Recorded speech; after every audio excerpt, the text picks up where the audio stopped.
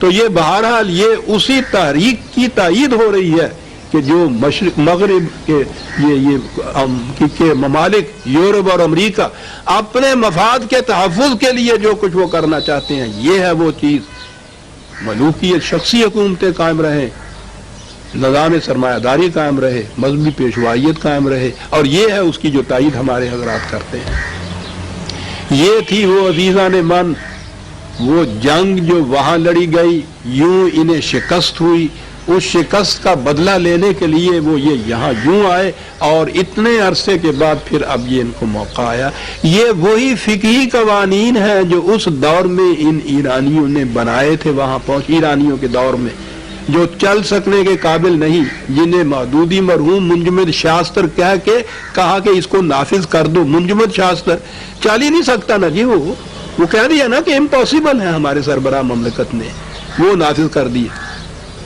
وہ جو مائیکل نے جس نے مجھ سے انٹرویو دیا تھا، میں بھانپ رہا تھا کہ اس کی آنکھوں کے اندر کتنا مذاق اور ہنسی کی ہنسی آ رہی ہے، امپاسبل جو کچھ بھی ہے۔ یہ عزیزان من جو اسلام یہاں کا لائے گا۔ اس کے باوجود میں مایوس نہیں، مایوس قرآن کا طالب علم کبھی مایوس نہیں ہوتا۔ یہ اللہ تعالیٰ نے خود قرآن میں کہا ہے لِيُظْهِرَهُ عَلَى الدِّينِ كُلِّهِ، قرآن کا نظام بالآخر دنیا کے ہر نظام پر غالب آ کر رہے گا۔ زمانے کے تقاضے مار مار کے لا رہے ہیں اس طرح۔ یہاں 4 سال پہلے جب یہ ہجوم ہوا اور یہ قوانین نافذ ہونے لگے اور یہ کچھ ہوا، تو دوستوں نے مجھ سے کہا کہ اب تو قرآن کی آواز تو دب گئی، اب تو اس کے لیے کوئی موقع نہیں رہا۔ آپ دیکھتے ہیں کہ کس قدر غلبہ حاصل ہو رہا ہے ان قوانین کو جو خلاف اسلام ہے، تو خوف ہوا۔ میں نے ان سے کہا کہ یہ بات ڈرو نہیں، زمانے کے تقاضے بعض اوقات ایک ایسی تدبیر کیا کرتے ہیں کہ ادو شر برانگیزت کے خیر مادر باشد، کہ شر سے خیر نکلا کرتا ہے۔ یہ تو بڑا اچھا، میں نے ان سے کہا تھا، لکھا ہے میں نے کہ یہ بڑا اچھا موقع ہے۔ آج تک یہ چیز نظری طور پر پیش ہوتی تھی، اور ہم جب کہتے تھے نا کہ یہ ایسے قوانین ہیں، یہ ایسی روایتیں ہیں، مانتے ہی نہیں تھے ہمارے والے کہ نہیں صاحب کبھی ایسا بھی ہو سکتا۔ میں نے کہا ٹھیک ہے۔ اب جو انہوں نے عملاً یہ قانون بنائے اور نافذ کیا اور خود اس کا اعتراف کر رہے ہیں کہ یہ ناممکن العمل ہے، اب وہی دوست آ رہے ہیں میرے پاس کہ تم ٹھیک کہتے تھے۔ چلے گا قرآن ہی عزیزان من، یہ جو قرآن نے کہا، خدا نے کہا ہے نا کہ اس میں آخر الامر غالب آ کر رہنا ہے، ٹھیک ہے، انسانوں کی کوششیں بھی ہوتی ہیں، یہ زمانے کے تقاضے حالات پیدا کرتے چلے جا رہے ہیں صاحب۔ یہاں خود یہ چیز جب کہی جا رہی ہے کہ یہ قوانین چلنے کے قابل نہیں ہیں تو بات ختم ہو جاتی۔ اس کے بعد اگر مسلمان کی حیثیت سے رہنا ہے، اس مسلمان کی حیثیت سے ایک مملکت قائم کرنی ہے، تو جب یہ کہا جا رہا ہے کہ یہ قوانین چلنے کے قابل نہیں ہے تو کون سی اور چیز باقی رہے گی؟ اب پھر قرآن باقی رہے گا عزیزان مان، آئے گا انشاءاللہ، خدا کا یہ دعویٰ ہے، قائم ہو کے رہے گا۔ اور قرآن نے تو کہا ہے کہ کوئی ایک قوم اگر نہیں کرے گی تو ہم اس کی جگہ دوسری قوم لے آئیں گے، ثم لا یکونوا امثالکم، پھر وہ تمہارے جیسی قوم نہیں ہوگی، اس کے ہاتھوں سے یہ قائم ہوگا۔ قرآن کا نظام نہ کسی خاص قوم کا محتاج ہے، نہ کسی ملک کا، نہ کسی زمانے کا، عالمگیر انسانیت کے لیے عالمگیر نظام ہے جس نے دنیا میں قائم ہو کر رہنا ہے عزیزان مان۔ اور اس لیے میں کہہ رہا ہوں کہ قرآن پر ایمان رکھنے والوں کے لیے مایوسی کی کوئی بات نہیں ہے کہ کامیاب تو کامران تو اسی نے ہونا ہے۔ بس اتنی سی بات ہے ایمان کی، کبھی کبھی کہہ دوں کہ یہ بالآخر دل ہی تو ہے نہ سنگ و خشت۔ کبھی کبھی یہ تاثر ضرور پیدا ہوتا ہے کہ محبت کرنے والے کم نہ ہوں گے تیری محفل میں، لیکن ہم نہ ہوں، لیکن ہم ہوں یا نہ ہوں اس کی محفل کی رونق میں تو کمی نہیں آ جاتی، یہ رونقیں بڑھیں گی عزیزان مان۔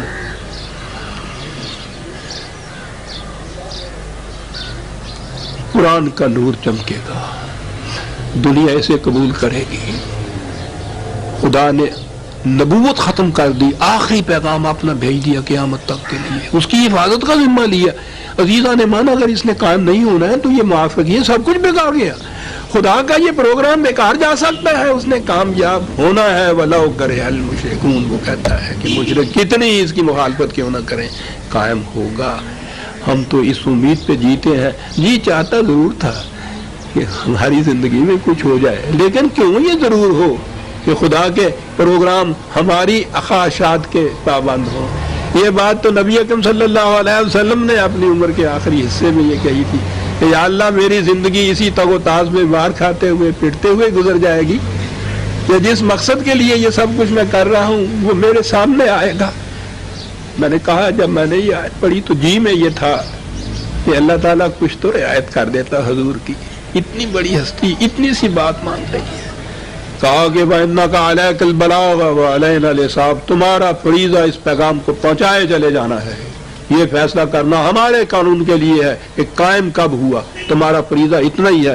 تم مایوس اس لیے ہو جاتے ہو کہ تم اپنا فریضہ وہ سمجھ لیتے ہو جو تمہارا فریضہ نہیں ہوتا، وہاں تک اپنے آپ کو رکھو، تمہارا فریضہ اس پیغام کو عام کرتے چلے جانا ہے، یہ ہمارا قانون فیصلہ کرے گا کہ یہ عملاً نافذ کب ہوگا۔ ہو سکتا ہے تمہاری زندگی میں ہو جائے، ہو سکتا ہے اس کے بعد ہو جائے، یہ الگ بات ہے کہ زندگی میں ہی ہو جائے۔ اور یہاں سے ایک حسین واقعہ یاد آ گیا، غالباً مارچ 47 کی بات ہے، قریباً قائد اعظم کے پاس بیٹھے ہوئے عزیزان من، میں کیا اور قائد اعظم جیسی بلند بالا شخصیت کیا رابطہ تھا اور کیا تعلق ہو سکتا تھا؟ آپ حیران ہو گئے، صرف قرآن کا تعلق تھا جو مجھے اتنی اجازت انہوں نے دے رکھی تھی کہ تم آؤ یہ دیکھ لو کہ کوئی اور تو نہیں بیٹھا ہوا، بغیر اپائنٹمنٹ کے آ جایا کرو صاحب، اور وہاں یہی بات ہی ہوا کرتی تھی۔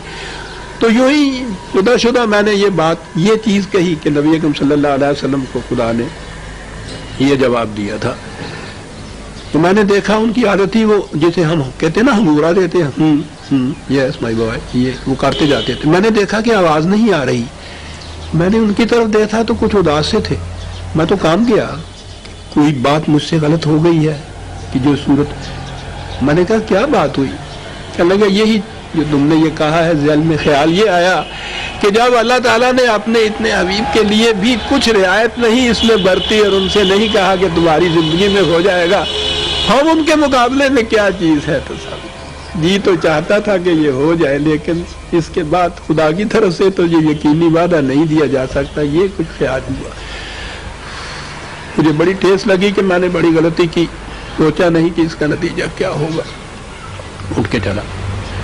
کیا بات تھی شخصی عزیزان من، خدا کرے کہیں ان کی تاریخ جو ہے سوانح حیات بھی مرتب ہو جائے۔ مجھ سے جاتے ہوئے کہا کہ مائی بوائے ٹھہر جاؤ، ٹھہر گئے۔